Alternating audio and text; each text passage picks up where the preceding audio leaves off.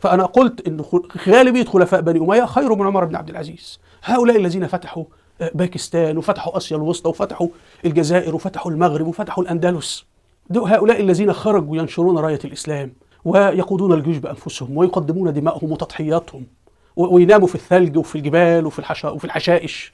عمر بن عبد العزيز خرج بقيادة الجيش مين؟ ده خليفة عادي، حاكم عادي على فكرة، استلم دولة مؤسسة ودولة قوية وحكم سنتين ومات، لا فتح ولا عمل حاجة، كلها حاجات إصلاحات وقتية. وعمل إيه؟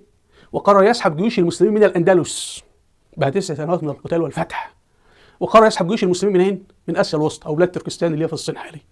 وتخيلوا، انظروا بقى، خلفاء المسلمين قبل عمر بن عبد العزيز فتحوا الأندلس، وبعد عمر بن عبد العزيز استمروا في عهد خاصة يزيد وفي عهد هشام بن عبد الملك. قادة جيوش المسلمين قالوا عمر بن عبد العزيز على فكرة انت معلوماتك عن الواقع غلط، يعني هذا حاكم لا يعرف اصلا دولته ماذا يحدث فيها على الارض. فلما قال لهم انسحبوا قالوا له انت بعد اذنك انت ما انتش فاهم وما انتش عارف الواقع، انسحب ايه يا عم الحاج؟ احنا 9 سنوات بنحارب وانتصرنا والحمد لله الدنيا استقرت واحنا زي الاسود. والراجل ده رفع الحصار عن القسطنطينيه عمر بن عبد العزيز. والمهم يعني ما الذي تركه؟ غير امور وقتيه، فتح الاندلس على يد الامير المؤمنين الوليد بن عبد الملك الذي هو خير 1000 مره من عمر بن عبد العزيز رحمه الله، وعلى يد موسى بن نصير وطارق بن زياد، وكل هذا هو الذي يحميك اليوم. فإذا كان عمر بن عبد العزيز يستطيع أن يستكمل فتح الهند ولا يفعل فالله سيحاسبه.